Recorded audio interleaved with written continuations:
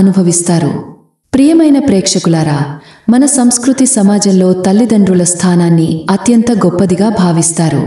వారు తమ పిల్లలను పెంచి పోషించేందుకు రాత్రింబవళ్లు కష్టపడతారు.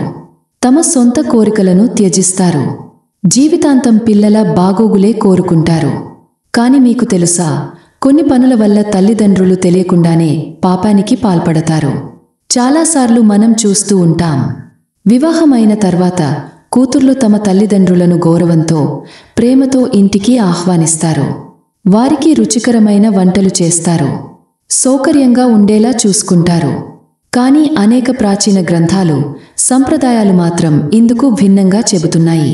వాటి ప్రకారం తల్లిదండ్రులు కూతురి ఇంట్లో భోజనం చేయడం వల్ల 3 ప్రధానమైన పాపాలకు గురవుతారని చెబుతారు. ఇది వింటే కాస్త ఆశ్చర్యంగా అనిపించొచ్చు, కానీ దీని వెనుక కొన్ని ముఖ్యమైన కారణాలు, నమ్మకాలు ఉన్నాయి. ఇవాళ మనం ఈ 3 పాపాల గురించి తెలుసుకోబోతున్నాం. కూతురి ఇంట్లో భోజనం చేయడం వల్ల తల్లిదండ్రులు ఏ పాపాలను అనుభవించాల్సి వస్తుంది? దీనికి మతపరంగా, సామాజికంగా ఉన్న అర్థం ఏమిటి? ఈ నమ్మకాలు ఇప్పటికీ వర్తిస్తాయా? అన్నీ తెలుసుకుందాం. ఈ 3 పాపాల విశేషాలు తెలుసుకునే ముందు ఒక పురాణ గాథను వినేద్దాం. కాని ముందుగా మీకు చెప్పదలచిన విషయం, గరుడ పురాణం ప్రకారం కథనాన్ని లేదా బోధనను అర్థంతరంగా వదిలేస్తే అది కూడా పాపమే అని చెబుతారు. కాబట్టి దయచేసి వీడియోను చివరి వరకు చూడండి. మీరు సనాతని అయినా కాకపోయినా ఈ విషయాలు తెలుసుకోవడం ఆసక్తికరంగా ఉంటుంది. ఇప్పుడు కథలోకి వెళుదాం. ఒకప్పుడు స్వర్ణభూమి అనే రాజ్యంలో వీరసింహ అనే మహారాజు పరిపాలన సాగిస్తున్నాడు. ఆ రోజుల్లో దేశంలో అనేక చిన్న రాజ్యాలు ఉండేవి. వీరసింహ ప్రతి రాజ్యంలో ఒక రాజును నియమించాడు. అలాంటి రాజ్యాల్లో ఒకటి ఎంతో సంపన్నమైన చంద్రపురం. ఆ రాజ్యంలో పరిపాలకుడిగా వీరసింహ తన సోదరుడు రంజిత్ని నియమించాడు. అతనికి సలహాదారులుగా 2 మంత్రులు ఉండేవారు. ఒకరు హరిప్రసాద్, దయాగుణం కలిగినవాడు, మంచివాడు. ప్రజలందరూ అతన్ని గౌరవించేవారు. మరొకడు దివ్యప్రసాద్, కైనమైన హృదయం కలిగినవాడు, ప్రజలపై అన్యాయంగా ప్రవర్తించేవాడు. హరిప్రసాద్పై కూడా అతనికి ద్వేషం ఉండేది. ఒకరోజు రంజిత్ హరిప్రసాద్ను పిలిచి, నాకు చాలా అందమైన సంగీతం, నాట్యం, కళలో నైపుణ్యం కలిగిన ఒక సేవకురాలు కావాలి అన్నాడు. దానికి దివ్యప్రసాద్ వెంటనే, అలాంటి అమ్మాయి కనీసం 1,00,000 నాణేలు ఖర్చు అవుతారు అన్నాడు. దీనికి రంజిత్ చిరునవ్వు, చాలా బాగా ఉంది, నాకు 10,000 నాణేలు ఎక్కువ అన్నాడు. వెంటనే హరిప్రసాద్కు 10,000 నాణేలు ఇవ్వమని ఆదేశించాడు. హరిప్రసాద్ ఆ నాణేలతో తన ఇంటికి వెళ్లాడు. పట్టణంలోని కొన్ని ముఖ్యమైన వారిని పిలిచి, మన మహారాజుకు ఒక అందమైన, అన్ని కళలో ప్రావీణ్యమున్న సేవకురాలు కావాలి, ఎంత ఖర్చు అయినా పర్వాలేదు అని చెప్పాడు. కొన్ని రోజుల తర్వాత ఒక వాణిజ్యవేత్త తన దగ్గర అలాంటి అమ్మాయి ఉందని సమాచారం ఇచ్చాడు. అతను తనతో అవంతిక అనే యువతిని తీసుకుని వచ్చాడు. హరిప్రసాద్ చూసిన వెంటనే ఆశ్చర్యపోయాడు. అవంతిక అసాధారణమైన అందగత్తె, సంగీతం, నాట్యంలో ప్రతిభ కలిగిన యువతి. ఆమె విద్య, చరిత్ర, ఇతర కళల్లో కూడా గొప్పగా ప్రావీణ్యం సంపాదించింది. వ్యాపారి తన అమ్మాయి విలువ 10,000 నాణేలు అని చెప్పి, ఇది చాలా అపురూపమైన వజ్రం, నేను దీన్ని చిన్నతనం నుంచి పెంచి పెద్ద చేశాను, మీరు దీన్ని కొనుగోలు చేస్తే మంచి సంరక్షణ కల్పించాలి అన్నాడు. హరిప్రసాద్ ఏమాత్రం ఆలస్యం చేయకుండా నాణేలిచ్చి అమ్మాయిని తీసుకున్నాడు.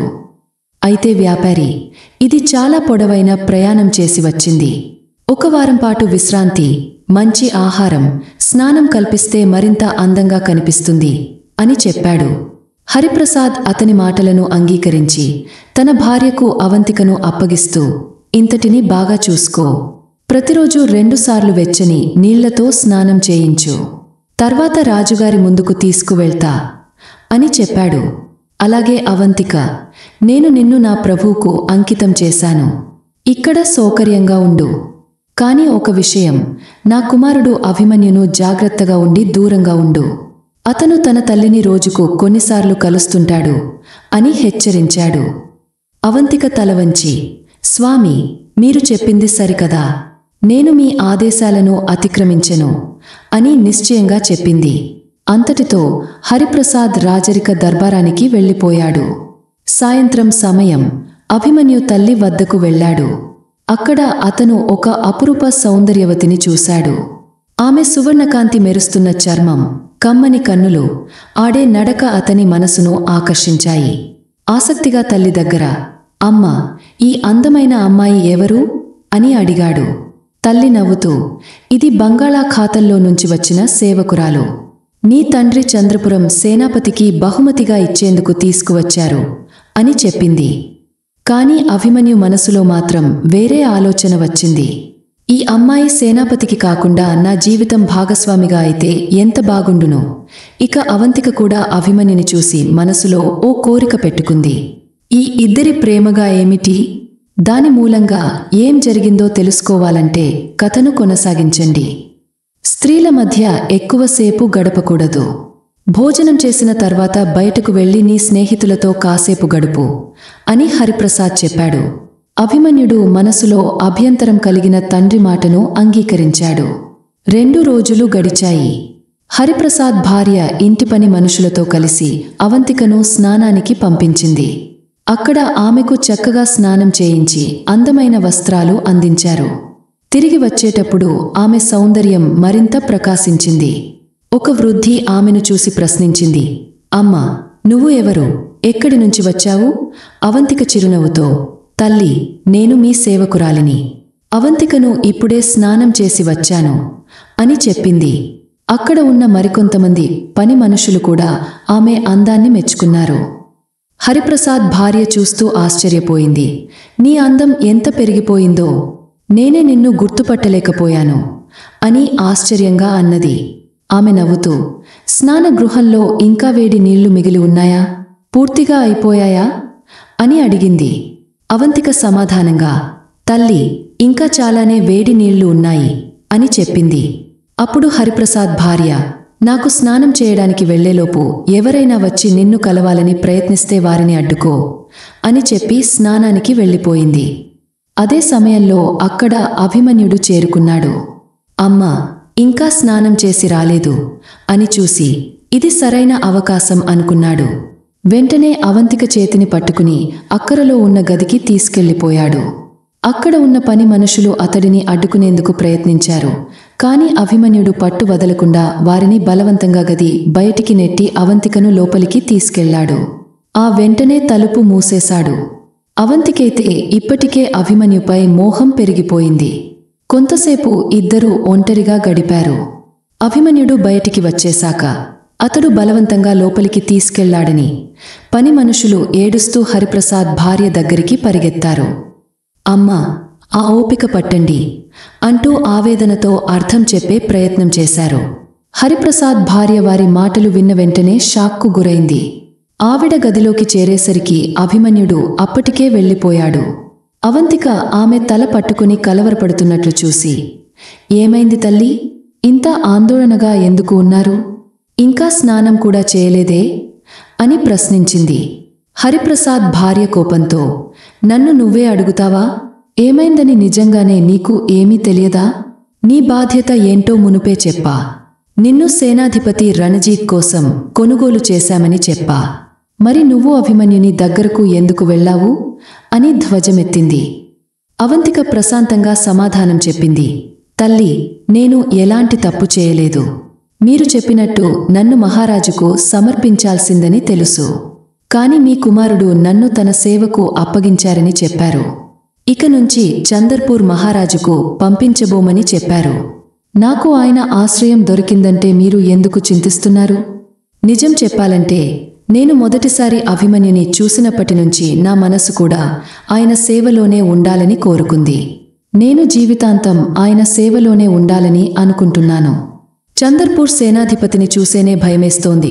హరిప్రసాద్ భార్య నిరాశగా, ఇది సాధ్యమే అయితే నాకు సంతోషమే, కాని అది అసాధ్యం అని అంది. ఇంతలో మంత్రి కూడా అక్కడికి వచ్చాడు. భార్య బాధతో విలపిస్తూ ఉండటాన్ని చూసి, ఏం జరిగింది? ఎందుకు ఇంత కంగారు పడుతున్నావు? ఏ అప్రతిష్ట జరిగిందో చెప్పు అని అడిగాడు. ఆమె బాధతో, నిజం దాచడం వల్ల ప్రయోజనం లేదు. నేను స్నానం చేస్తున్న సమయంలో నీ కొడుకు ఈ సేవకురాలిని తన వైపుకు తిప్పుకున్నాడు.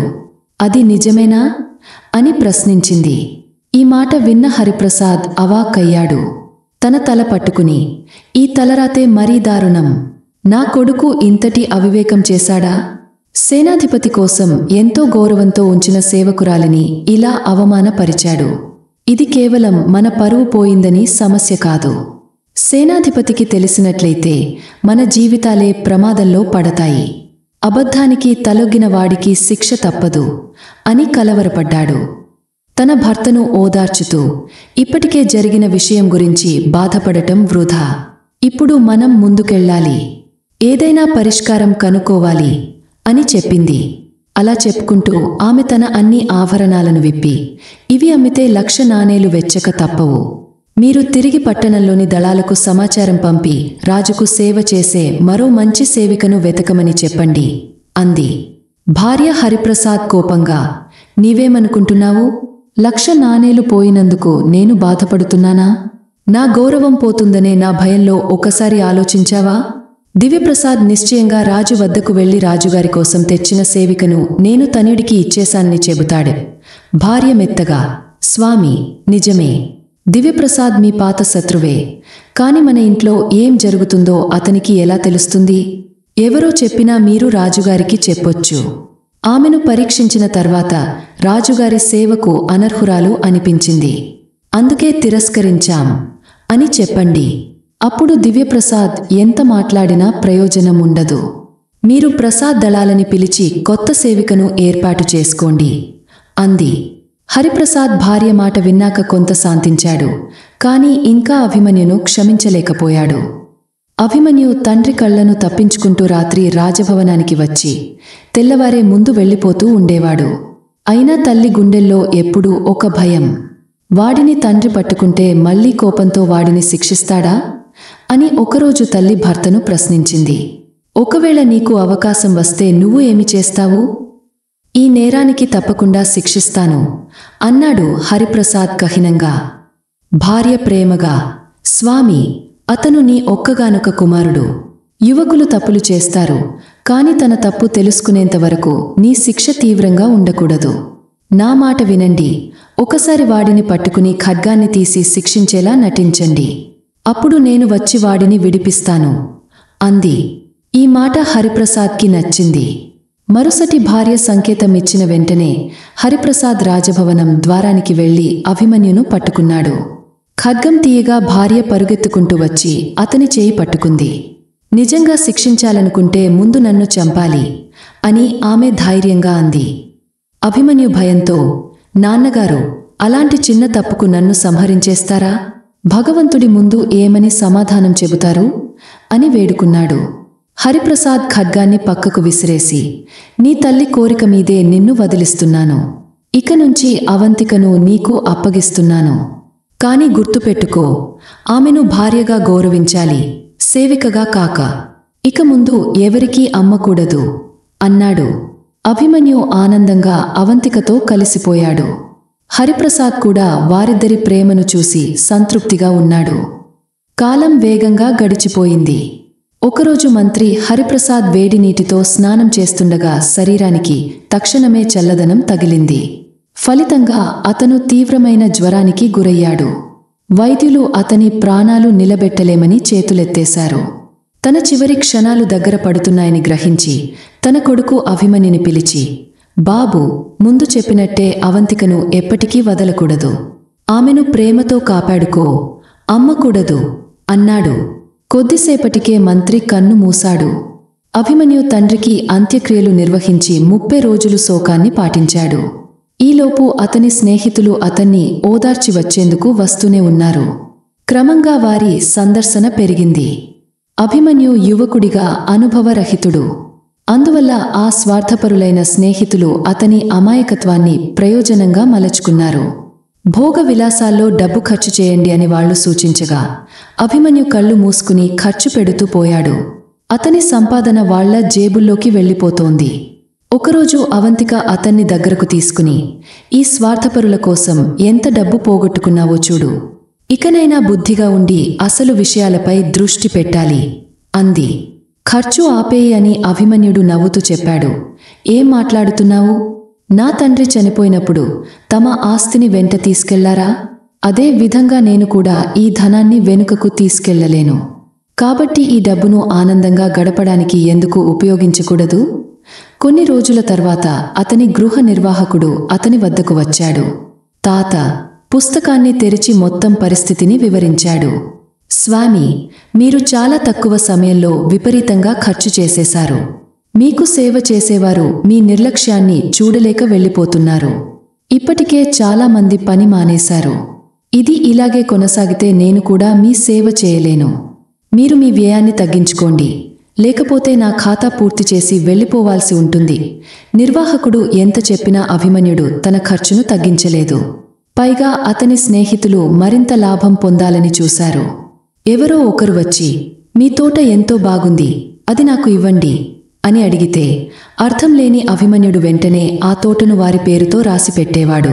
ఇలాగే ఎవరైనా అతని అరబీ గుర్రాలను లేదా భారీ ఏనుగులను మెచ్చుకుంటే వాటిని కూడా వారికి అప్పగించేవాడు. కొన్ని రోజులకే అభిమన్యుని వద్ద అతని మహల్ తప్ప ఏమీ మిగలలేదు. ఒకప్పుడు అతన్ని పొగిడిన స్నేహితులు ఇప్పుడు కనీసం పరామర్శించడానికి రాలేదు. అతను ఎవరినైనా పిలిస్తే రావడానికి ఆసక్తి చూపించరు.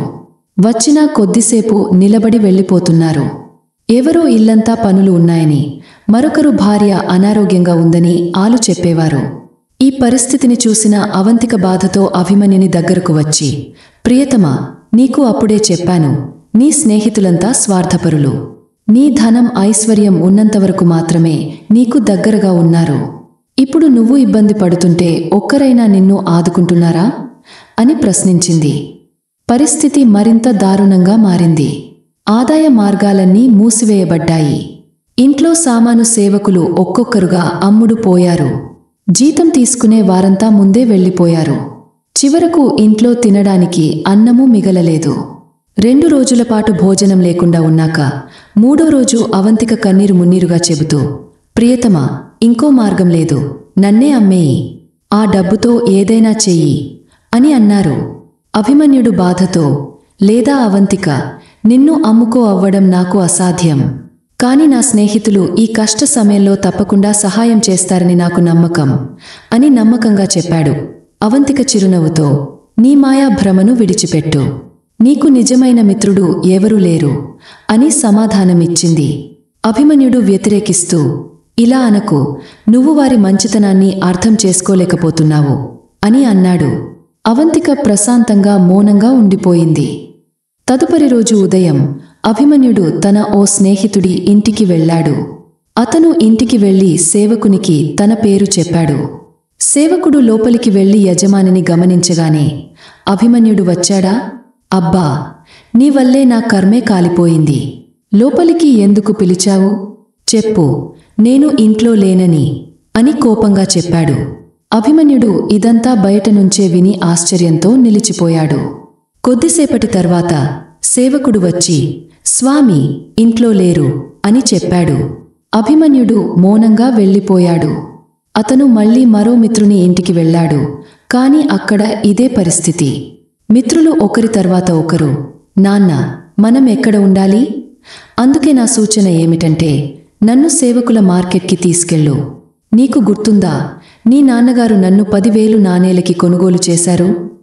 ఇప్పుడు నాకు అంత ధర రాకపోవచ్చు, కాని కనీసం అర్ధభాగం అయినా వస్తుంది. ఆ డబ్బుతో నువ్వు వ్యాపారం మొదలుపెట్టు.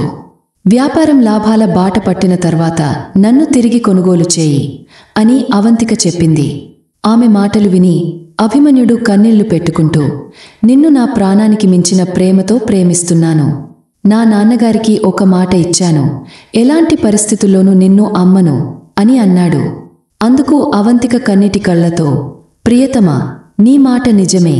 నిన్ను నేను కూడా నా ప్రాణానికంటే ఎక్కువగా ప్రేమిస్తున్నాను. కాని మన ధర్మంలో చెప్పిందే అత్యవసర పరిస్థితుల్లో కొన్ని వాగ్దానాలు మార్చుకోవచ్చు. నువ్వు ఇప్పుడు ఏదో చేయక తప్పని పరిస్థితిలో ఉన్నావు అని బాధగా చెప్పింది. ఇక తప్పదని అర్థం చేసుకున్న అభిమన్యుడు అవంతికను తీసుకుని మార్కెట్కి వెళ్ళాడు. ఒకప్పటి వ్యాపారిని పిలిచి, ఏళ్ల క్రితం మా నాన్నగారి చేతుల మీదుగా నువ్వు బంగాళాఖాత దేశం నుంచి ఒక సేవికను 10,000 నాణేలకి అమ్మావు. ఇప్పుడు నేను అదే సేవికను అమ్మాలని భావిస్తున్నాను. అందుకు సరైన కొనుగోలుదారుడు చూసి చెప్పు అని అన్నాడు.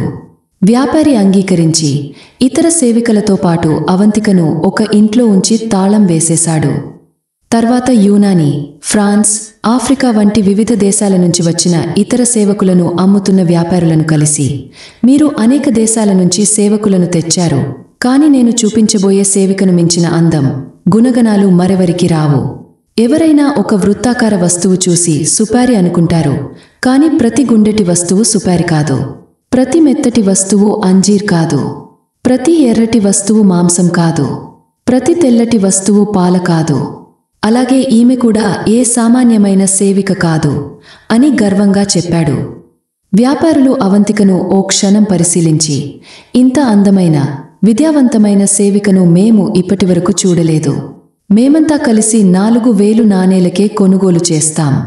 అంతకంటే ఎక్కువ ఇవ్వలేం అని చెప్పారు. ఈ సోదాబాటుకు బయట చాలా మంది చేరుకున్నారు. అప్పుడు మంత్రివర్గంలో ఉన్న దివ్యప్రసాద్ అక్కడికి చేరుకుని, ఈ గుంపు ఎందుకు గుమిగూడింది అని అడిగాడు. వ్యాపారి సమాధానంగా, ఒక సేవికను కొనుగోలు చేయడానికి వీళ్ళు వచ్చారు. 4,000 నాణేల ధర నిర్ణయించారు అని చెప్పాడు. దివ్యప్రసాద్, నాకు కూడా మంచి సేవిక అవసరం. నువ్వు ఆమెను నాకు చూపించు అని చెప్పాడు. వ్యాపారి అతన్ని అవంతిక దగ్గరకు తీసుకెళ్లాడు.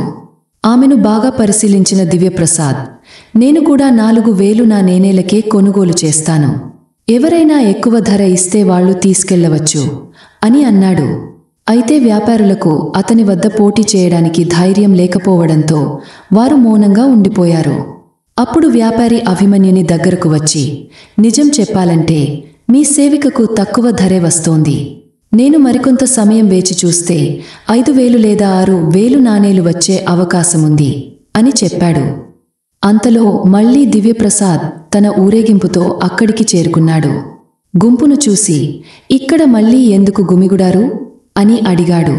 వ్యాపారి వివరించగా అతను మరోసారి అవంతికను పరిశీలించి, నా నాణేలు 4,000, ఇక ఎవరికైనా మరింత ఇష్టం చెప్పండి అంటూ స్పష్టం చేశాడు.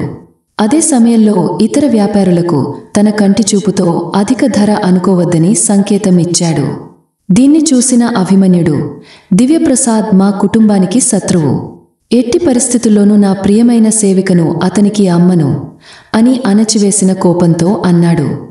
దానికి వ్యాపారి, వాస్తవానికి దివ్యప్రసాద్ ఇంకా ఎక్కువ నాణేలు ఇస్తే తప్పనిసరిగా అమ్మాల్సిందే. కాని నువ్వు నిజంగానే అమ్మకూడదు అనుకుంటే ఒక మార్గముంది. నేను అవంతికను మంత్రికి అప్పగించే సమయంలో నువ్వు ఒక్కసారిగా వచ్చి ఆమె చెంపపై స్వల్పంగా ఒక చెయ్యి వేసి, నిన్ను నీవే తీసుకెళ్ళిపో అని చెప్పు. ఎందుకంటే నువ్వు చెప్పగలవు, నేను ఈమెపై కోపంగా ఉన్నాను, అందుకే ఈమెను మార్కెట్లో నిలబెట్టి అమ్ముతానని ప్రతిజ్ఞ చేశాను. ఇప్పుడు నా ప్రతిజ్ఞ నెరవేరింది, అందుకే ఇక అమ్మను అని చెప్పాడు. ఈ ఉపాయాన్ని వినగానే అభిమన్యుడు సంతృప్తిగా తల ఊపాడు. వెంటనే వ్యాపారి వెనకాల నిశ్శబ్దంగా అడుగులు వేస్తూ వెళ్లాడు. అచ్చం ఆ సమయానికి ఆ వ్యాపారి అవంతిక చెయ్యిని పట్టుకుని దివ్యప్రసాద్కు అప్పగించబోతున్నప్పుడు అభిమన్యుడు మధ్యలోకి వచ్చాడు. అవంతిక మరొక చెయ్యిని బలంగా పట్టుకుని తన వైపుకు లాగాడు. అలా చేసి ఆమె తలపై 2 తలాట్లు కొట్టి కోపంగా అన్నాడు, నువ్వు ఎక్కడికి వెళ్తున్నావు? నేను నీకు చెప్పలేదు కదా, నీ మొండితనానికి నా మాట విననందుకు నిన్ను అమ్మేస్తానని. ఇప్పుడు నీ విక్రయం అయిపోయింది. ఇక నువ్వు నేరుగా నా వెంట ఇంటికి రావాలి అంటూ అభిమన్యుడు అవంతికను తీసుకుని వెళ్ళిపోయాడు. ఈ ఘటనను చూసిన జనాలంతా నిశ్శబ్దంగా నిలిచిపోయారు. దివ్యప్రసాద్ కూడా ఒక్కసారిగా షాక్కు గురయ్యాడు. ఎందుకంటే అవంతిక నిజానికి అభిమన్యుడి సేవిక అని అతనికి అస్సలు తెలియదు.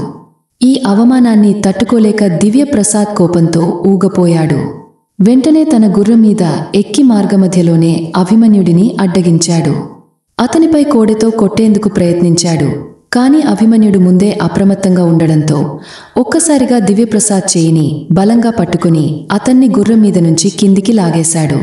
ఇద్దరి మధ్య భీకరమైన పోరాటం మొదలైంది. దివ్యప్రసాద్ వయస్సు మీద పడినవాడు, కాని అభిమన్యుడు ఉత్సాహంగా ఉన్న యువకుడు. అభిమన్యుడు అతన్ని ఒక్కసారిగా పైకి ఎత్తి నేలపై విసిరేశాడు. మళ్ళీ కింద పడేసి అతన్ని పూర్తిగా ఓడించాడు. ఇదంతా చూసిన జనాలు కేవలం ఆటవిడుపుగా చూస్తూ ఉన్నారు. ఎందుకంటే చాలామందికి దివ్యప్రసాద్ మీద కోపముంది. ఈ సమయంలో రాజదర్బారానికి చెందిన వజీర్ సేవకులు అతన్ని రక్షించేందుకు ముందుకు వచ్చారు. కాని జనాలు పెద్దగా కేకలు వేస్తూ, మీరు వాళ్ల మధ్యకి రాకండి, మీకు తెలియదా, ఈ యువకుడు స్వర్గీయ మంత్రి హరిప్రసాద్ గారి కుమారుడు అని అన్నారు. ఈ మాటలు విన్న వెంటనే వజీర్ సేవకులు భయపడి వెనుకకు తగ్గారు. చివరికి అభిమన్యుడు దివ్యప్రసాద్ను పూర్తిగా ఓడించాడు. అతని శరీరం రక్తంతో కప్పబడింది. బట్టలు కూడా రక్తం, మట్టితో తడిసిపోయాయి. చివరికి అతను ఒక్కసారిగా స్పృహ తప్పి నేలపై పడిపోయాడు. అభిమన్యుడు అవంతికను వెంటబెట్టుకుని తన ఇంటికి వెళ్ళిపోయాడు. ఇక దివ్యప్రసాద్ తీవ్రంగా గాయపడిన స్థితిలో రక్తంతో తడిసిన బట్టలతో నేరుగా రాజు రణజిత్ వద్దకు వెళ్లాడు. అతని దుస్థితిని చూసి రాజు ఆశ్చర్యపోయాడు. ఇది ఏమిటి? నీకి ఇది ఏం జరిగింది అని ప్రశ్నించాడు. దివ్యప్రసాద్ చేతులు జోడించి, మహారాజా, ఈ అన్యాయం మీ మాజీ మంత్రి హరిప్రసాద్ కుమారుడు అభిమన్యుడు చేశాడు అని విన్నవించుకున్నాడు. రాజు మరింతగా తెలుసుకోవాలనుకున్నాడు. దివ్యప్రసాద్ వివరంగా చెప్పాడు. మహారాజా, నేను ఈరోజు మార్కెట్కు వెళ్లాను. అక్కడ భారీగా జనాలు గుమిగుడి ఉన్నారు. ఏమైందని అడిగితే ఓ సేవిక అమ్ముడు పోతుందని తెలిసింది. నాకు ఇంటి పనులకు ఓ సేవకురాలు కావాల్సి ఉంది. అందుకే అక్కడ ఆగాను. ఆ అమ్మాయిని చూసిన వెంటనే ఆమెను మహారాజ్ సేవ కోసం సరైనదని అనిపించింది. అందుకే నేను 4000 నాణేలకి ఒప్పందం చేసుకున్నాను. కాని అంతలోనే అభిమన్యుడు వచ్చి, నాకు చెందిన సేవకురాలిని నేను నీకు అమ్మను అని గొడవ పెట్టాడు. నేను ఎంత చెప్పినా వినలేదు. మహారాజా, నేను ఈ అమ్మాయిని నా కోసమే కాదు, మీకోసమే కొనుగోలు చేస్తున్నానని చెప్పినా అతను ఒప్పుకోలేదు. పైగా నన్ను దారుణంగా కొట్టి అమ్మాయిని తీసుకుని వెళ్ళిపోయాడు. ఇది కేవలం నా అవమానం కాదు మహారాజా, ఇది మీకు అవమానం అని దివ్యప్రసాద్ మాట వింటూనే రాజు రణజిత్కు కొన్ని సంవత్సరాల క్రితం జరిగిన సంఘటన గుర్తొచ్చింది. అప్పట్లో రాజు స్వయంగా మంత్రి హరిప్రసాద్కు 10,000 నాణేలు ఇచ్చి మంచి సేవకురాలిని కొనమని ఆదేశించాడు. అప్పటి నుండి ఆ సేవిక అభిమన్యుడి వద్దే ఉంది. ఇప్పుడు అతని తండ్రి మరణించాక అభిమన్యుడు తన మొత్తం సంపదను విలాసాలకు ఖర్చు చేసి దివాళా తీసిపోయాడు. ఇప్పుడు అతనికి ఇంటి మినహా ఏమీ మిగలలేదు. ఆకలితో అలమటి చివరికి సేవికను అమ్మాలని నిర్ణయించుకున్నాడు. కాని నాకు తిరుగుబాటు చేయాలనే ఉద్దేశంతో తన మాటను తాను మార్చుకున్నాడు. మహారాజా, ఇది విన్న రాజు రణజిత్ కోపంతో ఊగపోయాడు. వెంటనే దివ్యప్రసాద్ను పంపి తన నమ్మకమైన సైన్యాధిపతిని పిలిపించాడు. నీవు 40 మంది సైనికులతో వెళ్లి అభిమన్యుని, అతని సేవికను బంధించి నా ఎదుట హాజరు చేయాలి. అతని ఇల్లు స్వాధీనం చేసుకుని ధ్వంసం చేయాలి అని ఆదేశించాడు. కాని ఈ సైన్యాధిపతి అభిమన్యుని తండ్రి హరిప్రసాద్కు అత్యంత నమ్మకమైనవాడు. అందుకే నేరుగా అభిమన్యుని ఇంటికి వెళ్లి రహస్యంగా అతనితో మాట్లాడాడు. ఇవి 40 నాణేలు, నా వద్ద ఉన్నంత మొత్తం ఇది మాత్రమే. వెంటనే నీ సేవికను వెంటపెట్టుకుని ఇక్కడి నుంచి పారిపో, లేకపోతే నీ ప్రాణం కూడా ప్రమాదంలో పడుతుంది. నేను ఇక్కడ ఉండలేను. నన్ను ఎవరైనా చూస్తే రాజుకు చెప్పి నన్ను శిక్షిస్తారు అని చెప్పాడు.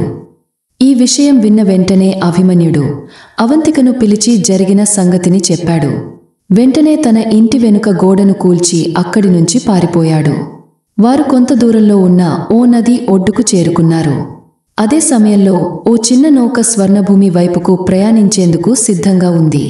అభిమన్యు, అవంతిక ఆ నౌకలో ఎక్కగానే లంగరు పైకి లేపి నౌక స్వర్ణభూమి దిశగా సాగింది. కొంతసేపటికి అదే సర్దార్ తన సైనికులతో కలిసి అభిమన్యు ఇంటి వద్దకు చేరుకొని కోపంతో తలుపును బలంగా కొట్టాడు. అతను నిజంగానే అభిమన్యుని పట్టుకోవడానికి వచ్చినట్టు అనిపించింది. లోపల నుంచి ఎవరూ స్పందించకపోవడంతో సైనికులు తలుపును ధ్వంసం చేసి లోపలికి ప్రవేశించారు. అంతేకాకుండా ప్రతిమూలను జాగ్రత్తగా తనిఖీ చేయాలని సర్దార్ సైనికులకు ఆదేశించాడు. అభిమన్యు అతని సేవకురాలిని ఎక్కడున్నా పట్టుకోవాలి అని గట్టిగా చెప్పాడు. కాని ఇంట్లో నిదర్శనంగా ఏ బట్టలు కనిపించలేదు. ఎవరూ లేరు. సైనికులు పొరుగువారిని కూడా ప్రశ్నించారు. కాని అందరూ ఒకటే సమాధానమిచ్చారు. ఎక్కడికి వెళ్లారో మాకు తెలియదు. సర్దార్ ఈ విషయాన్ని రాజుకి తెలియజేశాడు. ఈ వార్త విన్న రాజు కోపంతో మండిపడ్డాడు. అతని ఇల్లు స్వాధీనం చేసుకుని నేలమట్టం చేయండి. నగరంలో ప్రకటన చేయండి. అభిమన్యుని పట్టించి తెచ్చిన వారికి 1000 నాణేల బహుమతి. ఎవరైనా అతనికి లేదా అతని సేవకురాలికి ఆశ్రయం కల్పిస్తే వారిని కుటుంబ సమేతంగా మరణదండన చేస్తాను అని ఆగ్రహంతో ఉత్తర్వులు ఇచ్చాడు. ఇక అభిమన్యుని నౌక స్వర్ణభూమికి చేరుకుంది. నౌక అధికారి ప్రయాణికులను చూశాడు. ఈ నగరం అద్భుతమైనది. ఇక్కడ క్షణాల్లోనే ఒక కూలి కూడా ధనవంతుడు అవుతాడు. కాని విదేశీయులు చాలా జాగ్రత్తగా ఉండాలి అని హెచ్చరించాడు. ఇతర వ్యాపారులు తమ గమ్యస్థానాలకు వెళ్లగా అభిమన్యు నౌక అధికారి వద్దకు వెళ్లి 5 నాణేలు ఇచ్చి తన సేవకురాలు అవంతికతో కలిసి నగరంలోకి అడుగు పెట్టాడు. ఈ నగరం అతనికి పూర్తిగా కొత్తది. ఎక్కడ ఉండాలో ఏమి చేయాలో తెలియక ఇద్దరు చాలాసేపు అల్లాడారు. చివరకు ఓ నది తీరానున్న ఉద్యానవనానికి చేరుకున్నారు. ఉద్యానద్వారం తెరిచే ఉంది. అటు వెళ్లి అక్కడి కుండలో చేతులు కడిగారు, నీరు తాగారు. ఒక శిలా మండపంలో కూర్చుని విశ్రాంతి తీసుకోవాలని అనుకున్నారు. ఇద్దరు గాహ్యంగా అలసిపోయి మెల్లగా పడుకుని నిద్రలోకి జారుకున్నారు. ఈ ఉద్యానవనం రాజా వీరసింహుడి సొంతం. ఆయన తరచుగా ఇక్కడ రాత్రి విశ్రాంతి తీసుకునేవాడు. ఉద్యానంలో అర్ధరాత్రి కూడా దీపాలు వెలిగేవి. ఇక్కడే ఒక విశాలమైన మైన మేడ బారాదరి ఉంది. దాని ఎత్తైన పైకప్పు నుంచి మొత్తం నగరం కనబడుతుంది. ఈ మేడకు 80 తలుపులు ఉన్నాయి. అవన్నీ అరుదైన స్ఫటికపు రాళ్లతో తయారైనవి. ఉద్యాన రక్షకుడు షేక్ సలీం అనుమతి లేకుండా ఎవరు లోపలికి రావడం సాధ్యమే కాదు. కాని ఆ రోజు యాదృచ్ఛికంగా అతను తలుపును కొద్దిసేపు తెరిచి బయటికి వెళ్లాడు. సాయంత్రం తిరిగి వచ్చేసరికి కుండ దగ్గర ఉన్న మండపంలో 2 వ్యక్తులు నాజుకైన గుడ్డలు మూటకట్టుకుని నిద్రిస్తున్నట్టు కనిపించారు. వారిని చూసిన షేక్ సలీం కోపంతో ఊగపోయాడు. ఇలా అనుమతి లేకుండా లోపలికి ఎలా వచ్చారు అని అనుకుంటూ వారిని శిక్షించేందుకు చేతిలో కర్రను పైకెత్తాడు. కాని వెంటనే ఆలోచించాడు. వీరు ప్రయాణికులై ఉండవచ్చు. అసలు కారణం అడిగి తెలుసుకోవాలి. అతను ముందుకెళ్లి నిద్రలో ఉన్నవారి ముఖాలపై నుండి గుడ్డను తొలగించాడు. అందులో ఒకడు విశాలమైన కాంతివంతమైన ముఖం కలిగిన యువకుడు. పక్కన ఉన్నది మృదువైన ముఖం, చక్కటి రూపం ఉన్న యువతి. షేక్ సలీం కాళ్ళు కొద్దిగా తట్టాడు. అభిమన్యు మెల్లగా కళ్ళు తెరిచాడు. తన ముందున ఓ వృద్ధుడు నిలబడి ఉండటాన్ని గమనించాడు. వెంటనే లేచి అతని పాదాలకు తాకి నమస్కరించాడు. నాన్నగారు, మీ ఆజ్ఞ ఏమిటి అని గౌరవంతో అడిగాడు. అభిమన్యుని వినయాన్ని చూసి షేక్ సలీం ఆశ్చర్యపోయాడు. బాబూ, మీరు ఎవరు, ఎక్కడి నుండి వచ్చారు అని ప్రశ్నించాడు. అభిమన్యు సమాధానమిచ్చాడు. మేము విదేశీయులం. ఇక్కడ ఎవ్వరినీ తెలియదు. రాత్రంతా విశ్రాంతి తీసుకునేందుకు అనుమతిస్తారా? ఉదయం తక్షణమే ఇక్కడి నుంచి వెళ్ళిపోతాం. షేక్ సలీం అభిమన్యుని సరళతను, అవంతిక స్వరంలోని మృదుత్వాన్ని చూసి మెచ్చిపోయాడు. బాబూ, ఇక్కడ మీరు అసౌకర్యంగా ఉంటారు. రండి, మీకు ఒక మంచి స్థలాన్ని చూపిస్తాను. అక్కడ సౌకర్యంగా విశ్రాంతి తీసుకోవచ్చు. అలాగే ఈ ఉద్యానవన అందాలను కూడా ఆస్వాదించవచ్చు. అభిమన్యు ఆశ్చర్యంగా అడిగాడు. ఈ ఉద్యానవనమీదేనా? షేక్ సలీం చిరునవ్వుతో సమాధానమిచ్చాడు. ఇది నా యజమాని సొంతం. ఆపై ఉద్యానంలోని ఒక అందమైన భవంతిని చూపిస్తూ అన్నాడు. ఇక్కడే మీరు విశ్రాంతి తీసుకోవచ్చు. ఇక్కడి నుండి మొత్తం ఉద్యానాన్ని చూడొచ్చు. అభిమన్యు రక్షకుడి చేతిలో 2 నాణేలు ఉంచి, దయచేసి ఇవి తీసుకుని మాకు కొంత ఆహారం తెప్పించండి అన్నాడు. షేక్ సలీం మనసులో, బాగుంది, ధనికుడు మంచి సంస్కారవంతుడు కూడా అని అనుకున్నాడు. ఇనాలతో మంచి ఆహారం తెచ్చేయొచ్చు, పైగా కొంత నాకు మిగిలిపోతుంది కూడా అని ఆనందించాడు. అతను భోజనం కోసం బయలుదేరాడు. అభిమన్యు, అవంతికలు అందమైన ఉద్యానంలోని మెట్టుపైకి చేరుకుని విశ్రాంతి తీసుకున్నారు. అతనికి తలుపు పైనుండి తోటను చూడాలని అనిపించింది. కాని పైనకు వెళ్లే మార్గం తాళంతో మూసివేయబడి ఉంది. అప్పుడే కాపలాదారి భోజనం తీసుకుని వచ్చాడు. అప్పుడు అభిమన్యు వినయంతో అడిగాడు. మీరు మాకు పైన చూపించగలరా? షేక్ సలీం తాళం చెవి తీసి తాళం విప్పాడు. ఇద్దరు పైకి వెళ్లి అక్కడి అందాలను చూసి చాలా ఆనందపడ్డారు. అభిమన్యు వినయంగా అడిగాడు. దయచేసి మేము ఇక్కడే నిద్రించేందుకు అనుమతి ఇవ్వండి. అంతేకాకుండా మీరు మాతో కలిసి భోజనం చేసి విశ్రమించండి. వృద్ధుడు తన మనసులో ఆలోచించాడు. బహుశా నేడు మహారాజు రావాలనుకున్నా ముందే ఏదైనా సందేశం పంపేవారు. అంతేకాక ఇటువంటి ఉదారమైన మనిషి అభ్యర్థనను తిరస్కరించడం సరికాదు అనుకున్నాడు. అందుకే అతను వారిని విశ్రమించేందుకు అనుమతి ఇచ్చాడు. అంతేకాకుండా రాజుకు ప్రత్యేకంగా ఉంచిన భోజనాన్ని కూడా వారికే వడ్డించాడు. పాతకాలానికి చెందిన మెరిసే పళ్ళెంలో రుచికరమైన విందు వడ్డించబడింది. భోజనం అయ్యాక అభిమన్యు అడిగాడు, ఇంకా ఏదైనా తాగడానికి ఉందా? రక్షకుడు సమాధానమిచ్చాడు, నేను సరబత్తు తెచ్చేయగలను, కాని అది భోజనానికి ముందు తాగాలి, తర్వాత కాదు. అభిమన్యు చిరునవ్వుతో, మీరు చెప్పిందే నిజం, కాని నా ఉద్దేశం సరబత్ కాదు, ద్రాక్ష మధురం అన్నాడు. వృద్ధుడు వెంటనే స్పందించాడు, నాకది అసాధ్యం. నేను ఒక నిజమైన భక్తుడిని. మా మతంలో మద్యం తాగడం నిషిద్ధం. నేను 4 సార్లు హజ్ యాత్ర కూడా చేశాను. నేను మద్యం తాగటం కాదు, అది ఎక్కడ ఉందో కూడా చూడలేదు. అభిమన్యు చిరునవ్వుతో అన్నాడు, ఒక ఉపాయం ఉంది. తోట చివర్లో ఒక గాడిద ఉంది. మీరు దాన్ని తీసుకోండి. నేను రుమాల్లో ఒక నాణ్యం కట్టి పెడతాను. మీరు దాన్ని తీసుకుని మద్యం నిల్వ దగ్గరకు వెళ్ళండి. అక్కడి యజమానికి రహస్యంగా నాణ్యం చూపించండి. అతను అర్థం చేసుకుని గాడిద మీద మద్యం మడకని కట్టి పంపిస్తాడు. మీరు తాకాల్సిన అవసరం లేకుండానే నా పని పూర్తవుతుంది. బూడిద చేసిన అభిమన్యు మాటలో తప్పేమీ లేదనిపించింది. అలా అన్నట్లుగానే చేశాడు. తిరిగి వచ్చాక అభిమన్యు మట్కను దించి ఉంచి, మీరు మాకు చాలా సహాయం చేశారు. దయచేసి ఇంకొంచెం కృప చూపి కొన్ని పండ్లు కూడా తెచ్చండి అని అభ్యర్థించాడు. రక్షకుడు కూడా ఒప్పుకున్నాడు. స్వచ్ఛమైన వస్త్రంపై పండ్లను కట్ చేసి వడ్డించాడు. గ్లాసులు పెట్టాడు. తర్వాత అతను కొద్ది దూరంలో కూర్చున్నాడు. మద్యం తాగమని ఒత్తిడి చేయకూడదు అనుకున్నాడు. అభిమన్యు అవంతిక మద్యం ప్రభావంలోకి వెళ్లిన తర్వాత అభిమన్యు అన్నాడు, ఈ తెలియని నగరంలో కూడా మనం ఇంత అందమైన ప్రదేశాన్ని పొందడం ఎంత అదృష్టం. అంతటా ఇద్దరు పాటలు పాడడం ప్రారంభించారు. వారి మధురగానం విని అక్కడి రక్షకుడు ఆనందించి దగ్గరగా వచ్చి కూర్చున్నాడు. అభిమన్యు చిరునవ్వుతో, దారుగాగారు, మీరు నిజంగా మంచి మనిషి. మా ఆనందంలో పాలు పంచుకోండి. మీకు ఒక మంచి పద్యం చెబుతాను అన్నాడు. దారుగా నవ్వి, నేను ఇప్పటికీ మీ పాటల ద్వారా ఆనందించాను. ఇంకేం కావాలి అన్నాడు. తర్వాత మళ్లీ కొద్ది దూరానికి వెళ్లి కూర్చున్నాడు. అవంతిక అభిమన్యును ఉల్లాసంగా చూస్తూ, నేను ఈ వృద్ధుడికి కూడా మద్యం తాగించగలను అంది నవ్వి. అది జరిగితే సరిగ్గా హాస్యాస్పదంగా ఉంటుంది అన్నాడు. అవంతిక మెత్తగా, తప్పకుండా, మీరు అతనిని పిలిచి మీ చేతితో మద్యం గ్లాస్ ఇవ్వండి. అతను తాగితే మంచిదే, తాగకపోతే మీరు ఆ గ్లాస్ తాగి మంచం మీద పడుకోండి. మిగతా పనిని నేను చూస్తాను అంది. అభిమన్యు దారోగా గారిని పిలిచాడు. దారోగా గారు, మీరు అలా దూరంగా కూర్చోవడం సరికాదు. ఈ చందమామ వెలుగులో మేము ఆనందిస్తున్నాం. మేము మిమ్మల్ని బలవంతం చేయం, కాని కనీసం ఈ అందమైన సుందరితో పక్కన కూర్చోవచ్చు కదా అన్నాడు. వృద్ధ దారుగా ఈ మాటలు విని ఆనందించాడు. ఇంత అందమైన స్త్రీ పక్కన కూర్చోవడానికి అవకాశం వచ్చిందని గర్వంగా మీసాలు పైకెత్తి అవంతిక దగ్గర కూర్చున్నాడు. అభిమన్యు సంకేతం ఇవ్వగానే అవంతిక మధురంగా పాట పాడింది. పాట పూర్తయ్యాక అభిమన్యు మద్యం గ్లాస్ నింపి దారుగాకు ఇచ్చాడు. మీరు మా పాటల వల్ల సంతోషించారు అనుకుంటాను. ఈ గ్లాస్ తీసుకోవడం ద్వారా మీ ఆనందాన్ని మరింత పెంచండి అన్నాడు.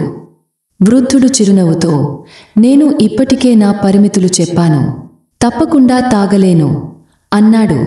అభిమన్యు నవ్వుతూ, మీ ఇష్టం అని చెప్పి ఆ గ్లాస్ తానే తాగాడు. అప్పుడే అవంతిక ఒక ఆపిల్ను 2 ముక్కలుగా చేసి ఆమె కొద్దిగా మద్యం తీసుకుని ఒక ముక్క దారోగాకు ఇచ్చేలా చేసింది. దారోగా గారు, మీరు మద్యం తాగకపోతే పర్వాలేదు, కాని పండు తినడంలో తప్పేమీ లేదు కదా అని అడిగింది. ఆ వృద్ధుడు ఆమె మాటలకు నవ్వుతూ కృతజ్ఞతతో ఆపిల్ తీసుకుని తినసాగాడు. అప్పుడే అవంతిక మళ్లీ మధురంగా పాడడం మొదలుపెట్టింది. వృద్ధ దారోగా పూర్తిగా ఆమె గానమీద మంత్రముగ్ధుడయ్యాడు. కాని అభిమన్యు మాత్రం నిద్రపోయినట్టు నటించాడు. పాట ముగిసిన తర్వాత అవంతిక కోపంగా, చూడండి, వీడిని ఎంత చెడ్డ అలవాటు. 2 గ్లాసులు తాగగానే నిద్రపోయాడు. ఇప్పుడు నేను ఒంటరిగా ఉండిపోయాను. దయచేసి మీరు నన్ను ఒంటరిగా విడిచి వెళ్ళిపోకండి అంది. నాకు దగ్గరగా వచ్చి కూర్చోండి అని ఆమె మధురంగా కోరింది. వృద్ధుడు ముందే ఆమె వైపు ఆకర్షితుడు అయిపోయాడు. అవంతిక అలా చెప్పగానే అతను ఆమె దగ్గరకు వెళ్లి కూర్చున్నాడు. అవంతికకు తెలుసు, ఇప్పుడు అతనికి మద్యం తాగించవచ్చని. ఆమె నాజుకుగా మద్యం గ్లాసు నింపి వృద్ధుడి వైపు ఉంచుతూ, మీరు నా తలపైన ప్రమాణం చేయండి, దీనిని తిరస్కరించకండి. ఈ పాపముంటే దాన్ని నేను తీసుకుంటాను అని ప్రేమతో చెప్పింది. ఆమె స్వయంగా గ్లాసును అతని పెదవులకు తగిలించింది. వృద్ధుడు ఎలాంటి వెనుకంజ వేయకుండా తాగేశాడు. మిగిలిన ఆపిల్ ముక్కలు కూడా తిన్నాడు. తర్వాత అవంతిక మరో గ్లాసు అందించింది. వృద్ధుడు వెంటనే అంగీకరించాడు. కొద్దిసేపటికి అతను మత్తులో మునిగి మళ్లీ తానే మద్యం పోసుకుని తాగసాగాడు. అంతలో అభిమన్యు మంచం మీద నుంచి లేచి నవ్వుతూ, బాబూ, మీరైతే మొదట చాలా నియంత్రణ ఉన్నవాళ్ళా, ఇప్పుడు ఈ మార్పు ఏంటి అన్నాడు. వృద్ధుడు కొంచెం తడబడి నవ్వుతూ, నేను తాగలేదే, నీ సఖీ బలవంతంగా తాగించేసింది అన్నాడు. ఇలా అందరూ ఆనందంగా నవ్వుకుంటూ అర్ధరాత్రి వరకు మద్యం తాగుతూ గడిపారు. దారోగాపై మత్తు మరింతగా పెరిగింది. అప్పుడు అవంతిక, ఇప్పుడు చీకటి భయంకరంగా అనిపిస్తోంది, నేను దీపాలు వెలిగించాలా అని ప్రశ్నించింది. వృద్ధుడు మత్తులో, నచ్చితే 2-4 దీపాలు వెలిగించు అన్నాడు. కాని అవంతిక అక్కడున్న అన్ని దీపాలను వెలిగించింది. వృద్ధుడు మత్తులో ఉన్నాడు. అవంతిక అందాన్ని చూసి ఇంకా మంత్రముగ్ధుడు అయ్యాడు. అప్పుడే అవంతిక కొంచెం లజ్జాశీలంగా, నేను మెట్ల దగ్గర కూడా దీపాలు వెలిగించాలా, ఎవరికైనా ఇక్కడికి రానప్పుడు ఇబ్బంది కాకూడదుగా అని అడిగింది. వృద్ధుడు ఏమీ ఆలోచించకుండా తూలుతూ, అవును అంటూ తలుపాడు. అదే సమయంలో రాజు వీర్సింగ్ తన అధికారాలతో రాత్రి ఆలస్యంగా పని ముగించుకుని కొంత విశ్రాంతి కోసం తోటలోకి వెళ్లాలని నిర్ణయించుకున్నాడు. మహల్ నుంచి బయటకు చూసినప్పుడు తోటలోని ఓ పెద్ద మంటపం అంతా దీపాల వెలుగుతో ప్రకాశిస్తున్నట్టు కనిపించింది. అవంతిక అక్కడున్న అన్ని దీపాలను వెలిగించడంతో అది అద్భుతంగా కనిపించింది. రాజుకు ఆశ్చర్యం కలిగింది.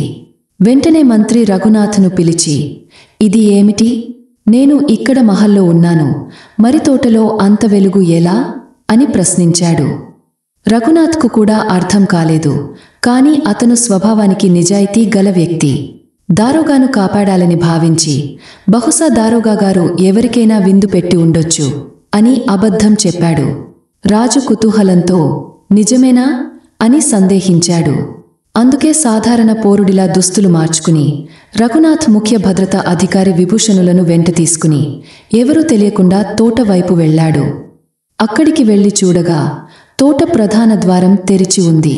దారుగా నిర్లక్ష్యాన్ని గమనించి రాజు కోపంగా, ఇంత నిర్లక్ష్యమా? ద్వారం ఎందుకు తెరిచి ఉంది అని రఘునాథ్, దీని సమాధానం చెప్పు అని ప్రశ్నించాడు. ఆ తర్వాత రాజు వారందరినీ తోటలోనే కూర్చోబెట్టాడు. తాను మెల్లగా పైమేడ పైకి వెళ్లి లోపల ఏమి జరుగుతోందో గమనించేందుకు చూశాడు. అతను లోపల చూసేసరికి ఒక అందమైన యువకుడు అతి తెలివైన స్త్రీతో కూర్చొని ఉన్నాడు. వృద్ధ దారోగా ఆ స్త్రీకి మద్యం గ్లాసు అందిస్తూ, ఓ అద్భుతమైన సుందరి, ఇంకా నీ గానం తృప్తిగా వినలేదు, మరో మధుర గీతం ఆలపించు, తర్వాత నేను కూడా నీ కోసం పాడతా అన్నాడు. కాని ఆ స్త్రీ పాట పాడటానికి బదులుగా అసలు స్వరమే లేకుండా పాడడం మొదలుపెట్టింది. స్పష్టంగా ఆమెకు గానం తెలియదు. రాజుకు ఆశ్చర్యం కలిగింది. ఇది ఏమిటి? ఈ దారోగాకు ఏమైపోయింది? ఇతను నిజాయితీపరుడని అనుకున్నా అని రాజు అనుకున్నాడు. తర్వాత మెల్లగా కిందికి వెళ్లి మంత్రి రఘునాథ్ను పిలిచి, చూడు ఇక్కడ ఏం జరుగుతోంది అని సూచించాడు. రాజు తనలోనే, నేను వీరందరినీ శిక్షిస్తాను, కాని ఆ స్త్రీ నిజంగా బాగా పాడగలిగితే క్షమిస్తా అని అనుకున్నాడు. ఆపై దారుగా మళ్ళీ, ఏదైనా మంచి పాట పాడు, మనసు ఆనందంగా ఉండాలి అన్నాడు. అవంతిక నవ్వుతూ, ఇక్కడ బాంసురి మురళి ఉంటే మీరు కోరిన రాగం నేనే పాడేవాణ్ణి, దయచేసి ఒక మురళి తీసుకురండి అంది. వృద్ధుడు తూలుతూ లేచి ఓ గదిని తెరిచి తన బాంసురుని తీసుకొచ్చాడు. అవంతిక మురళి పట్టుకోగానే రాజు మంత్రిని చూశాడు. చూడు, ఈ యువతి ఎంత అద్భుతంగా బాణసంచ ఊదుతోంది. అందుకే వీరిద్దరిని క్షమించాను. కాని ఆ ముసలివాడైన దారుగా చేసిన పని పరిపాలనలో నిర్లక్ష్యానికి నిదర్శనం. ఈ తప్పిదానికి నీవు కూడా బాధ్యత వహించాలి. అందుకే నీకు కైన శిక్ష విధిస్తాను. దీనికి మంత్రి తడబడుతూ, దేవుడే అనుగ్రహించాలి. ఈమె చెత్తగా బాణసంచ ఊదాలి అని అన్నాడు. రాజు ఆశ్చర్యపోయి, అలా ఎందుకు అంటున్నావు మంత్రి? నిశ్చలంగా, అలా అయితే వీరిద్దరూ అప్పటికే శిక్షించబడి ఉండేవారు. నేను కూడా వారితోనే చనిపోయేవాడిని. అది నాకు ఆనందంగా అనిపించేది. రాజమంత్రి మాటలు విని చప్పట్లు కొట్టేంతలా నవ్విపోయాడు. అవంతిక తన బాణసంచ ఊదుతూనే ఉండింది. అదే రాగాన్ని తిరిగి తిరిగి వినిపించసాగింది. రాజు సంగీతాన్ని ఎంతగానో ప్రేమించేవాడు. అవంతిక ఊదిన రాగం వింటూ పడిపడి నవ్వసాగాడు. ఎక్కడా తప్పుడు సంగీతం రాజుకు వినిపించకూడదన్న భయంతో మంత్రి అక్కడి నుంచి మౌనంగా దూరంగా వెళ్ళిపోయాడు. బావా, ఈమె సంగీతంలో అపూర్వ ప్రతిభ ఉంది. మన రాజ్యసభలో గొప్ప గాయకులు ఉన్నారు. వీరి ముందు వారు చాలా సాధారణంగా కనిపిస్తున్నారు. దగ్గరగా వెళ్లి నిజంగా విని చూడాలనుకుంటున్నాను. కాని అదెలా సాధ్యం అని మంత్రివి మాట్లాడాడు. తన ఆలోచనను కొనసాగిస్తూ, మీరు స్వయంగా వెళ్తే దారుగా మిమ్మల్ని ఈ సాధారణ వస్త్రాల్లో ఉన్న గుర్తుపట్టి భయంతో చచ్చిపోతాడు. అంతేకాక వీరిద్దరూ మీ భయంతో పాడడం మర్చిపోతారు. రాజు కాసేపు ఆలోచించి, నీవు విభూషణ్తో కలిసి ఉద్యానవనంలో కూర్చో. నేను బయలుదేరి వస్తాను. నా రాక కోసం వేచి ఉండు అని చెప్పాడు. రాజు కొంత దూరం నడిచాడు. అదే సమయంలో ఒక మత్స్యకారుడు పెద్ద చేపలను పట్టుకుని నది వైపు వెళ్తున్నాడు.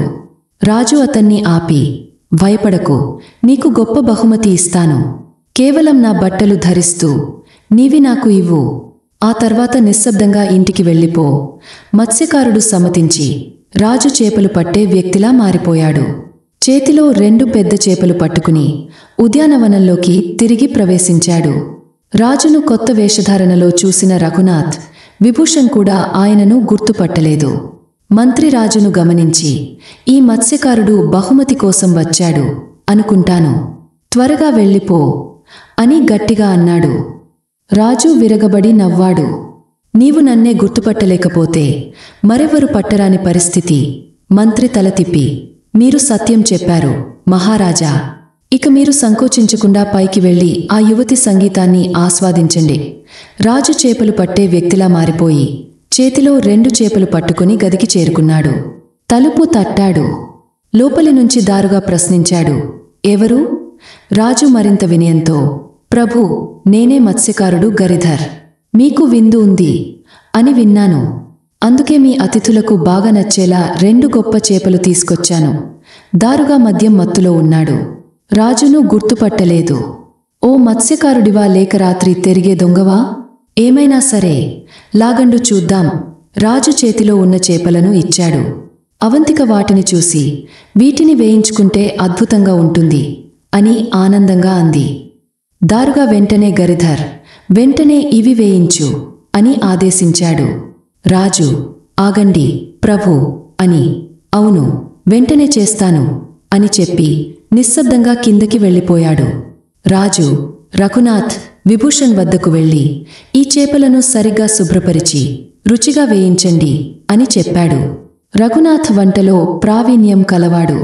అందరూ కలిసి చేపలను శుభ్రంగా తోమి నూనె, మసాలా, నిమ్మకాయ కలిపి వేయించుకున్నారు. తయారైన రుచికరమైన చేపలను అందంగా అలంకరించి పైకి తీసుకెళ్లారు. అందరూ కూర్చుని రుచిగా భుజించారు. అవంతిక తృప్తిగా, నేను జీవితంలో ఇంత రుచికరమైన చేపలు తినలేదు అని అన్నది. అభిమన్యుకు కూడా ఆ రుచి ఎంతో నచ్చింది. అతను తన దగ్గర ఉన్న బంగారు నాణేల సంచి తీసి మత్స్యకారుడిలా వేషధారణలో ఉన్న రాజుకు అందించి, ఇదిగో బావా, నా దగ్గర ఉన్నది అంతా నీకు ఇస్తున్నా. నా పరిస్థితి బాగుండినప్పుడు నువ్వు వచ్చుంటే మరింతగా ఇచ్చి ఉండేవాడిని. రాజు సంచిని తెరిచి చూశాడు. అందులో 24 బంగారు నాణేలు ఉన్నాయి. ఒక్క వేయించిన చేపలకు ఇంత గొప్ప బహుమతి, ఎంత ఉదారత అని ఆశ్చర్యపోయాడు. ప్రభూ, దేవుడు మీకు ఆయుష్షు ప్రసాదించాలి ఇలాంటి మంచి మనసున్న వారిని ఈ లోకల్లో మళ్లీ చూడడం కష్టం. దానవీరుడిని మీరు చూడలేదా? మీకు అభ్యంతరం లేకపోతే నేను ఒక చిన్న కోరిక చెప్పాలనుకుంటున్నాను. నేను మీ సుందరి సఖిని వంశీ వాయిస్తున్నట్లు చూశాను. ఆమెకి వంశీ మోగించడం అంటే ఎంతో ఇష్టం అనిపించింది. నాకు సంగీతం వినడం చాలా ఇష్టం. మీరు అనుమతిస్తే నేను 2 క్షణాలు ఇక్కడ కూర్చుని ఆమె వాద్యకలను ఆస్వాదించగలను. ఆ తర్వాత మీ ఆశీర్వాదం తీసుకుని నా ఇంటికి వెళ్తాను. అప్పటి అభిమన్యుడు చాలా ఉదార స్వభావంలో ఉన్నాడు. అతను అవంతికను చూసి, ఈ నిర్భాగ్యుడికి కూడా కొద్దిసేపు వంశీ వినిపించు. వాడికి సంగీతం వినడానికి ఎక్కడ అవకాశం దొరుకుతుంది అన్నాడు. అవంతిక అప్పటికే మద్యం ప్రభావంలో ఉండి రుచికరమైన చేపల విందు తిని ఎంతో రాలిగా ఉంది. ఇప్పుడు నా సంపూర్ణ ప్రతిభను చూపించాల్సిన సమయం వచ్చింది అని ఆలోచించింది. ఆమె వంశీని చేతికి తీసుకుని అద్భుతమైన నైపుణ్యంతో వాయించింది. అందులో ఒక్క చిన్న తప్పు కనిపించలేదు. రాజు ఆమెను చూసి ఎంతగానో ప్రశంసించాడు. ఆ తర్వాత ఖాళీ వంశీతోనే ఓ క్లిష్టమైన రాగాన్ని పలికించడం మొదలుపెట్టింది. రాజు పూర్తిగా తన మనసును ఆమె సంగీతంలో ముంచాడు. స్వామి, నేను ఇంతటి ప్రతిభావంతురాలిని ఎప్పుడూ చూడలేదు. సంగీతంలో అపూర్వమైన నైపుణ్యం ఉంది. ఆమె వాణి కోయిల గానంలా మధురంగా ఉంది. ఇలాంటి గుణవంతురాలు ఈ లోకంలో చాలా అరుదు. మీకు ఇంత అద్భుతమైన సతీమణి దక్కడం నిజంగా మహద్భాగ్యం అని అన్నాడు. అభిమన్యుడికి ఒక అలవాటు ఉండేది. ఎవరైనా అతని దేనినైనా అత్యధికంగా ప్రశంసిస్తే దాన్ని వెంటనే వారికి అప్పగించేవాడు. అవంతిక అతని సేవకురాలిగా ఉంది. అందుకే, ఈమె నీకు అంతగా నచ్చిందా? అయితే ఈ రోజు నుంచి నీదే తీసుకెళ్ళిపో. నువ్వు సంగీతం గురించి బాగా తెలిసిన వాడివి కనుక ఈమె ప్రతిభను సరైన రీతిలో గౌరవిస్తావు అని చెప్పాడు. అవంతిక గుండెలో ఏదో కోత కలిగింది. ఇప్పటివరకు రాజు కుటుంబంలో ఉన్న తాను ఇప్పుడు ఒక మత్స్యకారుడి దగ్గర ఉండాలని తలచుకోగానే హృదయం భగ్నమైపోయింది. అభిమన్యుడు అక్కడి నుంచి వెళ్ళిపోవడానికి సిద్ధమయ్యాడు. కళ్లలో నీళ్లు తెచ్చుకున్న అవంతిక, స్వామి, వెళ్ళిపోతున్నా ఒక పాటను మాత్రం వినండి అని వేడుకుంది. అభిమన్యుడు ఆగపోయాడు. అవంతిక కన్నీళ్లను దాచుకుంటూ ఓ వేదన భరితమైన గీతం ఆలపించింది. అందులోని భావం, నన్ను మీ దగ్గరే ఉంచుకోండి, దయచేసి మత్స్యకారుడికి అప్పగించకండి అని. అభిమన్యుడు ఆమె భావాన్ని అర్థం చేసుకున్నాడు. కాని తన మాటను వెనక్కి తీసుకునే స్థితిలో లేడు. అప్పటికే రాజుకు ఇచ్చిన మాటను తిరస్కరించలేకపోయాడు. రాజు ఆశ్చర్యంగా, మీరు చెబుతున్నట్లు ఈమె మీ సేవకురాలా అని ప్రశ్నించాడు. అతని స్వరంలో హృదయపూర్వకమైన అనుకంప కనిపించింది. అభిమన్యుడు గుండెల్లో నుండి ఓ లోతైన ఊపిరి తీసుకుని, గ్యారిధర్, నువ్వు ఇంతకే ఆశ్చర్యపోతే నా జీవిత కథ మొత్తం వింటే నిజంగా విస్తుపోతావు అన్నాడు. అభిమన్యుడు తన పూర్తి జీవిత కథను రాజుకు చెప్పాడు. మత్స్యకారుడి వేషంలో ఉన్న రాజు, ఇప్పుడు మీరు ఎక్కడికి వెళ్ళబోతున్నారు? ఇక ఏం చేయాలని భావిస్తున్నారు అని ప్రశ్నించాడు. అభిమన్యుడు నవ్వుతూ, ఏదైనా దేవుడి సంకల్పం ప్రకారం జరుగుతుంది అని సమాధానం ఇచ్చాడు. రాజు ఎంతో గంభీరంగా, మీరు ఎక్కడికి వెళ్ళకండి, తిరిగే చంద్రపురానికి వెళ్ళండి. నేను అక్కడి మహారాజుకు ఒక చిన్న గమనిక రాస్తాను. ఆ రాజు రణజిత్ గారు దీన్ని చూస్తూనే మీ కష్టాలను తీర్చగలరు అన్నాడు. అభిమన్యుడు కొద్దిగా వ్యంగ్యంగా, బావా, నీకు బుద్ధి బాగానే ఉందా? ఓ రాజు ఒక మత్స్యకారుడి మాటను పట్టించుకుంటాడా? రాజు రణజిత్ నీ లేఖను ఎందుకు పట్టించుకుంటాడు అని అన్నాడు. రాజు చిరునవ్వు చిందిస్తూ, నీకు తెలియదు. రాజు రణజిత్ నా బాల్యమిత్రుడు. మంత్రిగా ఉండమని చాలాసార్లు నన్ను పిలిచాడు. కాని నేను నా కుటుంబ బాధ్యతల్ని ప్రాముఖ్యత ఇచ్చాను. ఇప్పటికీ ఆయన నన్ను గౌరవంగా చూస్తాడు అన్నాడు. ఈ మాటలు విన్న అభిమన్యుడు రాజు లేఖ తీసుకోవడానికి అంగీకరించాడు. రాజు తన రాయబారాన్ని ఇలా రాశాడు. నేను మెహందీ కుమారుడు రాజా వీర్ సింగ్, నా అన్న కుమారుడు రణజిత్ మహారాజుకు ఒక శాసనం పంపిస్తున్నాను. ఇది చూసిన వెంటనే మంత్రి హరిప్రసాద్ కుమారుడు అభిమన్యుని చంద్రపుర రాజ్యపు సింహాసనంపై కూర్చోబెట్టాలి. ఈ ఆదేశాన్ని నిర్లక్ష్యం చేయకూడదు. ఈ లేఖను సంతకం చేసి రఘునాథ్కు ఇచ్చాడు. రాజు ముద్ర వేసి అభిమన్యుని చేతికి అప్పగించారు. సమయంలోనే రాజమహల్కి తన కోసం రాజశ్రేయస్కు తగిన వస్త్రాలు తెప్పించాలని విభూషణ్ను ఆదేశించాడు. ఇంతలో ఒక ముసలి దారోగా మధ్య మత్తులో ఈ అంతా గమనిస్తున్నాడు. అభిమన్యుడు లేఖ తీసుకునేందుకు వెళ్ళినప్పుడు అవంతిక అతని వెనకాలే కన్య పొర్లిస్తూనే తలుపు వరకు వెళ్ళింది. కాని అక్కడే ఆగపోయి వెనక్కి తిరిగింది. ఆ దారుగా రాజును చూసి, గరిధర్, నువ్వు కేవలం ఓ సామాన్య మత్స్యకారుడివి. నీ 2 చేపల విలువ గరిష్టంగా 4 నాణేలే. కాని వాటి బదులు నువ్వు ఇంత డబ్బు, ఇంత అందమైన ప్రతిభాశాలి అయిన స్త్రీని పొందావు. ఇది ఒంటరిగా పొందలేవు అన్నాడు. అయితే నువ్వు ఎంత మింగగలవో మింగుకో, మిగతాదంతా నాకు ఇవ్వు, లేకపోతే నిన్ను పెద్ద చిక్కులో పడేస్తా అని మత్స్యకారుడు అన్నాడు. రాజు నవ్వుతూ సమాధానమిచ్చాడు, నాకు తెలుసా, ఇందులో నాణేలు ఉన్నాయా లేదా మరేదైనా. ఏది ఉన్నా మనం సమంగా పంచుకుందాం. కాని ఈ స్త్రీ విషయంలో నీకు ఏ ఆశలు ఉండవద్దు. ఇకపై ఆమె నా తోడిగా ఉండాలి. నువ్వు సంతోషంగా ఉన్నా లేక కోపంగా ఉన్నా ఇదే న్యాయం. మత్స్యకారుడు మధ్య మత్తులో ఉండటంతో రాజు చెప్పిన మాటలు అతని కోపాన్ని పెంచేశాయి. వెంటనే పక్కన ఉన్న చెక్కల పాత్రను పట్టుకుని ఆలోచించకుండా రాజు తలపై విసిరేశాడు. రాజు వెంటనే వెనక్కి తొలగిపోయి ఓ విధంగా తాను తప్పించుకున్నాడు. ఆ పాత్ర గోడను తాకి ముక్కలైంది. ఇది చూసి దారోగాకు కోపం మరింత పెరిగింది. వెంటనే ఒక దీపాన్ని పట్టుకుని అతను ఒక గదిలోకి వెళ్ళాడు. అక్కడి నుంచి ఒక గట్టి కట్టెలం తీసుకురావాలనే ఉద్దేశంతో ఇదే సమయంలో రాజు కిటికీ తలుపును బలంగా తట్టాడు.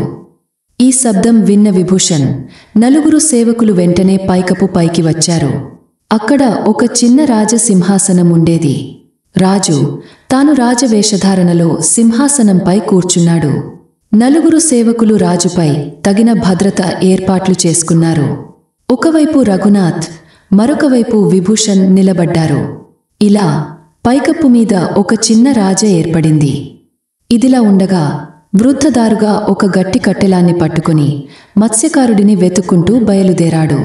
కాని పైకెత్తినప్పుడు అక్కడ మత్స్యకారుడు కనిపించలేదు. బదులుగా రాజు సింహాసనంపై గౌరవంగా కూర్చుని ఉన్నాడు. ఇది చూసిన వృద్ధదారుగా మళ్ళీ కళ్ళు మెలిపెడుతూ, ఇది నిజమేనా లేక కలలో జరుగుతోందా అనుకుంటూ అద్భుతంగా చూస్తూ నిల్చుండిపోయాడు. కొద్దిసేపటి తర్వాత రాజు నవ్వుతూ, బాబాయ్, ఏమైంది? ఎందుకు ఇంత అయోమయంలో పడిపోయావు అని ప్రశ్నించాడు. దారుగాకు అప్పుడే అర్థమైంది, అసలు మత్స్యకారుడు రాజు తానే. వెంటనే అతను రాజు ముందు మోకరిల్లి కన్నీళ్లు పెట్టుకుంటూ తన భయాన్ని వ్యక్తపరిచాడు. అతని పొడవాటి మీసాలను రాజు పాదాలపై రుద్దుకుంటూ తన తప్పులకు క్షమాపణలు అర్థించాడు. అయితే రాజు ప్రశాంతంగా మాట్లాడుతూ, నీ తప్పులు ఒక్కటి కాదు, చాలా ఉన్నాయి. పులిని వదిలేయడం, గుర్తు తెలియని వాళ్లతో మద్యం సేవించడం, ఇతరుల సంపదలో భాగం కావాలని ఆశించడం, అంతేకాదు దానిని బలవంతంగా లాక్కోవాలనుకోవడం. అయినప్పటికీ నీ వృద్ధాప్యాన్ని, నీ జీవితాంతం నన్ను నమ్మిన విధాన్ని గౌరవిస్తూ నీ తప్పులను మన్నిస్తున్నాను. కాని ఇకపై ఇలాంటి తప్పు మరొకటి సహించను. ఇదంతా విన్న అవంతికకు అర్థమైంది, అసలు ఈ రాజభవనం సార్వభౌమ అధికారి రాజుదే.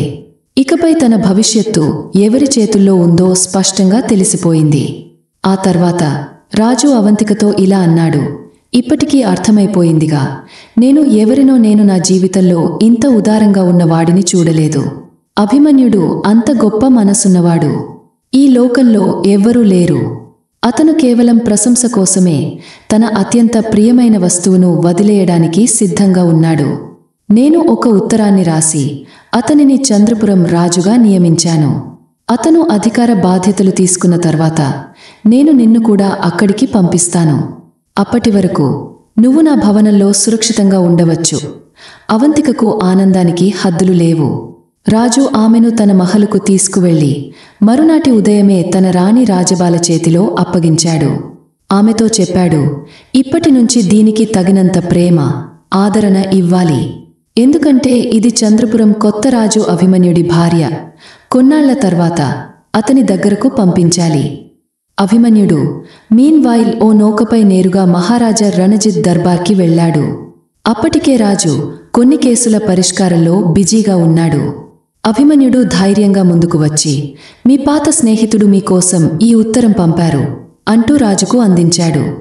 రణజిత్ వెంటనే రాజు హస్తలిపిని గుర్తించి ఆ ఉత్తరాన్ని శ్రద్ధగా ముద్దు పెట్టుకున్నాడు. ఆ తర్వాత మంత్రివర్యుడైన దివ్యప్రసాద్కి ఆ ఉత్తరాన్ని చదవమన్నాడు. ఉత్తరం చూడగానే దివ్యప్రసాద్కి ఒక్కసారిగా గుండె దడిపోయింది. ఒక్కసారిగా అతను బిక్కుబిక్కుమంటూ ఏదో నెపం చెప్పి బయటకు వెళ్ళాడు. ఆ తర్వాత రాజు ముద్ర ఉన్న ఆ ఉత్తరాన్ని పీకల్లోతుగా ఆలోచించకుండా వెంటనే నోటితో చించేసి మింగేశాడు. పునరాగమనం చేసి అతను రాజును చూసి అన్నాడు, మహారాజా, ఈ ఉత్తరంలో ఏముంది అంటే, అభిమన్యుడిని చంద్రపురం రాజుగా నియమించాలని ఉంది. కాని నాకు ఇది నిజమైనది అని అనిపించడం లేదు. ఇది తప్పక అభిమన్యుడి కుట్ర. అతను మనమీద పగ పెంచుకుని మనల్ని మోసం చేయాలని చూస్తున్నాడు. అతను మరింత రుచిగా మాట్లాడుతూ, రాజు, తెలివైనవారు ఒకరు చెప్పిన మాటలతోనే ఏ నిర్ణయము తీసుకోరు. నమ్మకంగా ఉండే వారికి చిన్న పదవులు ఇచ్చేవారు, కాని ఇలా చంద్రపురం రాజ్యాన్ని ఇచ్చేవారు కాదు. నా మాట నమ్మి అభిమన్యుడిని నాకు అప్పగించండి. నేనే స్వయంగా వెళ్లి ఈ ఉత్తర నిజానిజాలను నిర్ధారిస్తాను. రంజిత్ ఆలోచనలో పడ్డాడు. ఎవరూ ఇతంత సులభంగా తన పదవిని వదులుకుంటారు? దీన్ని అర్థం చేసుకోలేక చివరికి అతను దివ్యప్రసాద్ మాటను నమ్మాడు. దివ్యప్రసాద్ అభిమన్యును తన రాజభవనానికి తీసుకెళ్లి అక్కడ అతనిని క్రూరంగా కొట్టించాడు. తీవ్రంగా కొట్టించడంతో అభిమన్యుడు అపస్మారక స్థితిలో నేలకు పోయాడు. ఆ తర్వాత అతన్ని ఒక చీకటి, మురికిగా ఉండే గదిలో బంధించేశారు. రోజుకు ఒక్కసారి మాత్రమే కొద్దిమాడిన రొట్టె ముక్కలు తాగేందుకు కొద్దిపాటి నీళ్లు ఇచ్చేలా ఆజ్ఞాపించారు. అభిమన్యుకు తాను ఎక్కడున్నానో తెలుసుకునేలా వచ్చేసరికి అతను గట్టిగా కట్టేసిన తాళ్ల వల్ల కదలలేకపోయాడు. అంతేకాదు, రంజిత్కు పంపిన ఆ ఉత్తరంలో ఏమి రాసున్నదో కూడా అతనికి తెలియదు. అతను కన్నీళ్లు పెట్టుకుని అరుస్తూ బాధతో అన్నాడు, ఓ మత్స్యకారుడా, నేను నీకోసం నా ప్రాణానికన్నా ప్రియమైన దాన్ని, నా ఆస్తి అంతటిని నీకు అర్పించాను. కాని నువ్వు నన్ను ఇలా మోసం చేశావు. దేవుడు నీ ద్రోహాన్ని ఎప్పటికీ క్షమించడు. నేను ఎంత పెద్ద మూర్ఖుడిని. ఓ మత్స్యకారుడి మాటలను నమ్మి ఇలా చతికిలపడ్డాను. దివ్యప్రసాద్ అభిమన్యును 6 రోజుల పాటు అగాధంగా హింసిస్తూ అతను మరణించే వరకు నిర్బంధంలో ఉంచాలని భావించాడు. కాని స్వయంగా తన రాజభవనంలోనే అతన్ని చంపడానికి ధైర్యం చేయలేకపోయాడు. అంతేకాకుండా 7వ రోజున అతను ఒక కుట్ర పన్నాడు. విలువైన వస్తువులతో నిండిన బుట్టల్ని తన సేవకుల చేత పట్టించుకుని నేరుగా రంజిత్ ముందుకు వెళ్ళాడు. రణజిత్ ఆశ్చర్యంగా చూస్తూ అడిగాడు, ఇవి ఏమిటి? దివ్యప్రసాద్ చిరునవ్వుతో చెప్పాడు, మహారాజా, బసరా కొత్తరాజు మీకోసం ఈ కానుకలు పంపించాడు. మీరు అతనికి బసరాజు సమాజాన్ని అప్పగించాలని ఆశిస్తున్నాడు. అది విన్న రంజిత్ ఉగ్రరూపం దాల్చాడు. అతను ఇంకా బ్రతికే ఉన్నాడా? నేను అనుకున్నాను నువ్వు అతన్ని చంపేశావని. దివ్యప్రసాద్ తలవంచి మౌనంగా నిలబడ్డాడు. మహారాజా, నేను ఏ ఒక్కరి ప్రాణాలను తీయలేను. నా వశం కాదు. రంజిత్ కపటంగా నవ్వి వ్యంగ్యంగా అన్నాడు, అయితే ఇప్పుడు నా ఆజ్ఞను పాటించు. అతని తలనరికి వేయించు. దివ్యప్రసాద్ ఆగ్రహంతో తన దవడలను బిగిస్తూ అన్నాడు, మహారాజా, మీ ఆజ్ఞ నాకు ప్రాణం కన్నా మిన్న. కాని నేను అతన్ని ప్రజల సమక్షంలో చంపాలని కోరుకుంటున్నాను. అప్పుడు నేను నా అవమానానికి ప్రతీకారం తీర్చుకోగలను. రణజిత్ కొద్దిసేపు ఆలోచించి అంగీకరించాడు. త్వరలోనే నగరంలో డింబం అందించారు. రేపు ఉదయం మధ్యం చౌరస్తలో అభిమన్యుని సరద్దం జరగనుంది. ఎందుకంటే అతను మంత్రిని అవమానించాడు.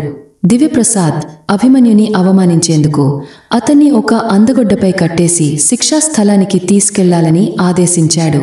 అభిమన్యుడు కోపంతో అతనిపై గట్టిగా గద్దించాడు, ఓ ముసలి దుర్మార్గుడా, నువ్వు నన్ను మోసం చేసి ఇక్కడికి తెచ్చావు.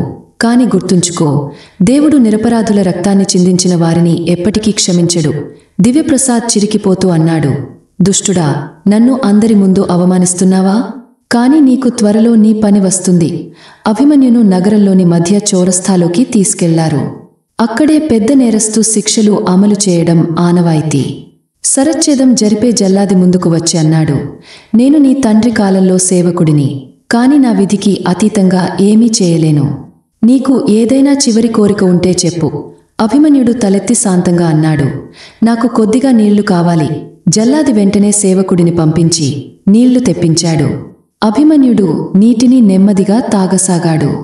దివ్యప్రసాద్ మాత్రం ఆతురంగా ఉక్కిరి బిక్కిరి అవుతూ సాగాడు. ఎంతసేపటికి ఇంకా తాగుతూనే ఉన్నావా? త్వరగా వధించండి. అంతమాత్రాన ప్రజలు మంత్రిని గెలికేవాళ్లు అతని క్రూరత్వాన్ని చూసి నవ్వారు, తిట్టారు. కాని అతనికి పట్టించుకునే ధ్యాసే లేదు. జల్లాది మంత్రిని చూశాడు. అతని కోపాన్ని గ్రహించి కత్తిని ఉపసంహరించుకుని శిరచ్ఛేదం చేసేందుకు సిద్ధపడ్డాడు. ఇదే సమయంలో రంజిత్ తన రాజమహల్ నుండి బయటకు చూసి పెద్దగా కేక వేశాడు. ఆగు, ఇంకా చంపవద్దు. ఓ భారీ సైన్యం మన వైపు వస్తోంది. ముందు విషయం తెలుసుకుందాం. దివ్యప్రసాద్ అంతా ముగించి వేయాలని తొందరపడ్డాడు. మహారాజా, అవి కేవలం ప్రజల గుంపు మాత్రమే. వీరంతా ఈ దుష్టుని శిక్ష చూడటానికి వచ్చారు. కత్తి ఎత్తి పని ముగించండి. కాని రంజిత్ బాగా పరిశీలించి అన్నాడు, లేదు, ఇది జనసంద్రం కాదు, ఓ భారీ సైన్యం. ముందుగా ఎవరు వస్తున్నారో తెలుసుకోవాలి. అసలు విషయం ఏమిటంటే, అవంతికను రాజమహల్కు పంపిన తర్వాత రాజా వీరసింహుడు కొన్నాళ్లకు అభిమన్యుని గురించి మరిచిపోయాడు. కాని ఒకరోజు అతను మహల్లో ఎవరో విపరీతమైన దున్నకంతో ఓ విషాద గీతాన్ని ఆలపిస్తున్నట్లు విన్నాడు. రాజా ఆశ్చర్యపోయాడు. ఈ బాధతో ఎవరు పాట పాడుతున్నారు? ఆరాస్తే సేవకులు చెప్పారు. మహారాజా, ఈ పాట పాడుతోంది మీరే. అప్పట్లో ఆశ్రయమిచ్చిన ఆ సేవకురాలు. అభిమన్యును కోల్పోయిన వేదనలో ఆమె విరహగీతం ఆలపిస్తోంది. ఈ దృశ్యం చూసిన రాజు హృదయం కరిగిపోయింది. వెంటనే మంత్రి రఘునాథుడిని పిలిచి, అభిమన్యుని విషయంలో ఇక ఆలస్యం చేయకూడదు. నా ఆజ్ఞతో సేనతో వెంటనే చంద్రపురానికి వెళ్ళు. దివ్యప్రసాద్ మోసం చేసి అభిమన్యుని చంపేశాడు అనుకుంటే అక్కడికక్కడే అతనికి శిక్ష విధించు. లేదంటే అభిమన్యుని రణజిత్ను తీసుకుని నా సమక్షంలో హాజరు చేయి అని ఆదేశించాడు. అభిమన్యుని అదృష్టం వల్ల రఘునాథుడు సరైన సమయంలో చంద్రపురానికి చేరుకున్నాడు. అప్పటికే జల్లాదు కసాయి తన ఖడ్గాన్ని పైకెత్తి అభిమన్యుని సంహరించబోయాడు. రఘునాథుడి సైన్యం నగరంలో ప్రవేశించగానే ప్రజలు వారిని ఘనంగా స్వాగతించారు, దారి ఇచ్చారు. రఘునాథుడు నేరుగా రణజిత్ సభలోకి వెళ్లాడు. రణజిత్ తన సింహాసనం వదిలి స్వయంగా ద్వారానికి వచ్చి అతడిని ఆహ్వానించాడు. రఘునాథుడు తీవ్ర స్వరంతో ప్రశ్నించాడు, అభిమన్యుని ఏమయ్యాడు? అతనిని వధించేశారా? రణజిత్ సమాధానమిచ్చాడు, అతడు ఇంకా బతికే ఉన్నాడు. రఘునాథుడు ఆదేశించాడు, అతడిని వెంటనే నా ముందుకు తేవండి. కాస్త సమయం గడిచిన తర్వాత అభిమన్యుని తాళ్లతో బిగుగా కట్టేసి తీసుకొచ్చారు. రఘునాథుడు వెంటనే అతడి తాళ్లు విప్పి రాజు ఇచ్చిన ఉత్తర్వులను చూపించాడు. వెంటనే అదే తాడుతో దివ్యప్రసాద్ను కట్టేసి బంధించాడు. ఆ రాత్రంతా రఘునాథుడు అక్కడే గడిపి మరుసటి రోజు ఉదయమే అభిమన్యుని, రణజిత్ను, ఇక నుండి ఖైదీగా మారిన దివ్యప్రసాద్ను తీసుకుని స్వర్ణభూమికి బయలుదేరాడు. రాజు సింగ్ ముందు పూర్తి ఘటనను వివరిస్తూ రఘునాథుడు వినిపించాడు. అంతటా రాజు అభిమన్యునితో, నీమీద భగవంతుడి అపారమైన అనుగ్రహం ఉంది అని చెప్పాడు. రఘునాథుడు కాస్త ఆలస్యమైన, నువ్వు బతికుండే వాడివి కాదు. నేను నీకు ఒక ఆజ్ఞ ఇస్తున్నాను. నీ పాత శత్రువుకు నీవే శిక్ష విధించు అని చెప్పాడు. అభిమన్యుడు రాజుకు నమస్కరిస్తూ, మహారాజా, ఇది నిజం. ఇది నా పాత శత్రువే. కాని ఇంతటి పెద్ద దుష్టుని రక్తంతో నా చేతులను మలినం చేసుకోను. దయచేసి నన్ను క్షమించండి అని వినతిగా అన్నాడు. రాజు చిరునవ్వుతో, నువ్వు నిజంగా గొప్పవాడివి, క్షమాశీలవంతుడివి. నీకు తానే శిక్ష విధించమంటే అభ్యంతరమైతే నీకు అలా చేయనక్కర్లేదు అన్నాడు. అంతే, రాజు జల్లాదుకు సంకేతం ఇచ్చాడు. జల్లాదు వెంటనే ఖడ్గాన్ని పైకెత్తి ఒక్కసారి ఊపుతూ దివ్యప్రసాద్ తల తెగంపాడు. ఆ తర్వాత రాజు అభిమన్యునితో, ఇప్పటినుంచి నువ్వు చంద్రపురానికి రాజు అవ్వడానికి సిద్ధంగా ఉండు అని చెప్పాడు. అభిమన్యుడు చేతులు జోడించి, మహారాజా, ఇది మీ అపారమైన అనుగ్రహం. కాని నేను అపవిత్రమైన నగరానికి తిరిగి వెళ్ళను.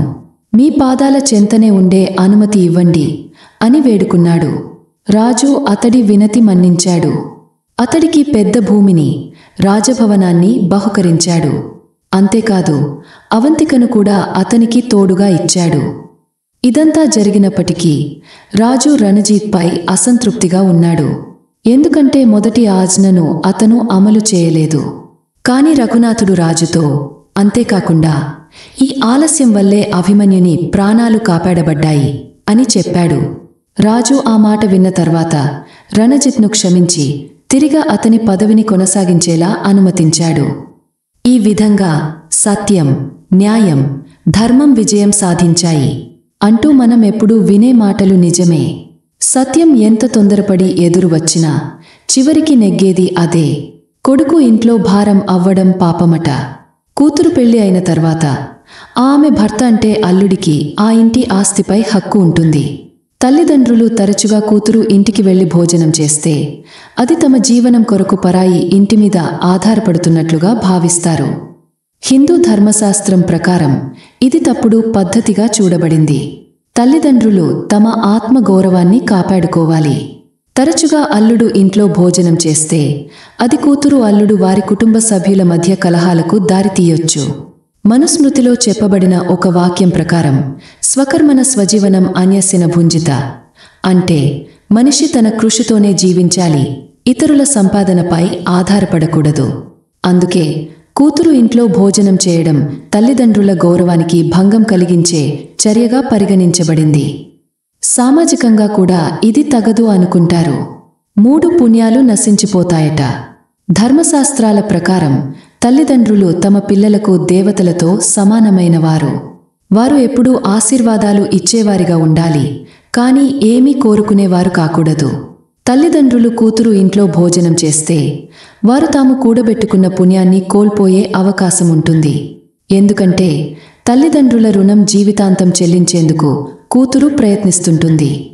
మహాభారతంలో చెప్పినట్లుగా మాతపిత యతే తన్మాత్ర ధర్మ ఉచ్యతే అంటే తల్లిదండ్రులు వృద్ధాప్యంలో కూడా స్వతంత్రంగా, గౌరవంతో జీవించాలి, పిల్లలపై ఆధారపడకూడదు. ఈ నిబంధనలు ఇప్పటికీ వర్తిస్తాయా? సమాజం మారిపోయింది. ఈ రోజుల్లో చాలామందికి కుమార్తెలు తమ తల్లిదండ్రుల బాధ్యతలను భుజాలకు ఎత్తుకుంటున్నారు. కొన్నిసార్లు తల్లిదండ్రులు ఒంటరిగా ఉంటారు. అలాంటి సమయంలో కూతురు వారి కొరకు ఏకైక ఆధారం అవుతుంది. అలాంటప్పుడు తల్లిదండ్రులు కూతురు ఇంట్లో భోజనం చేయడంలో తప్పు ఏమీ లేదు. అయితే ఈ సంప్రదాయంలో అసలైన సందేశం ఆత్మనిర్భరత, గౌరవంతో జీవించడం. తల్లిదండ్రులు ఎప్పుడూ తమ ఆర్థిక పరిస్థితిని బలంగా ఉంచుకోవాలి. అదేవిధంగా కూతురు అల్లుడు వారి కుటుంబంతో సంబంధాలను కాఫీగా కొనసాగించాలి. ముఖ్యమైన విషయం తల్లిదండ్రుల గౌరవం. కూతురు ఇంట్లో భోజనం చేయడం మీద ఉన్న ఈ నమ్మకాలు హిందూ ధర్మశాస్త్రాల్లో పేర్కొనబడినవి, కానీ ప్రతి కుటుంబ పరిస్థితి వేరువేరుగా ఉంటుంది. ఈ నమ్మకంలోని అసలైన ఉద్దేశం తల్లిదండ్రులను ఆత్మనిర్భరంగా ఉంచడం, కాని వారిని కుమార్తె నుంచి దూరం చేయడం కాదు. అవసరం వచ్చినప్పుడు కూతురు ఇంట్లో భోజనం చేసుకోవచ్చు, కాని దాన్ని అలవాటుగా మార్చుకోకూడదు. తల్లిదండ్రుల గౌరవాన్ని, గంభీరతను ఎప్పుడూ కాపాడుకోకూడదు. సంసారం అనేది పరస్పర గౌరవంపై ఆధారపడి ఉంటుంది. తల్లిదండ్రులు తమ ఆత్మ గౌరవాన్ని కాపాడుకోవాలి, పిల్లల మీద పూర్తిగా ఆధారపడకుండా ఉండాలి. అదే సమయంలో పిల్లలు కూడా తమ తల్లిదండ్రుల అవసరాలను అర్థం చేసుకుని ప్రేమతో చూసుకోవాలి. సృష్టిలో అందరికీ తమ బాధ్యతలు ఉన్నాయి. తల్లిదండ్రులు పిల్లల భవిష్యత్తును దారిలో పెట్టాలి. పిల్లలు పెద్దవారిని గౌరవించాలి. నిజమైన కుటుంబ బంధం ప్రేమ, పరస్పర ఆదరణ, గౌరవంతో పెరుగుతుంది. ఈ కథ మీకు నచ్చిందా? మరిన్ని ఆసక్తికరమైన కథలు, విషయాలు తెలుసుకోవాలనుకుంటే మా ఛానల్ను ఇప్పుడే సబ్స్క్రైబ్ చేయండి. తాజా వీడియోలు మిస్ కాకుండా బెల్ ఐకాన్ నొక్కండి. మళ్ళీ ఇంకో ఆసక్తికరమైన కథతో కలుద్దాం.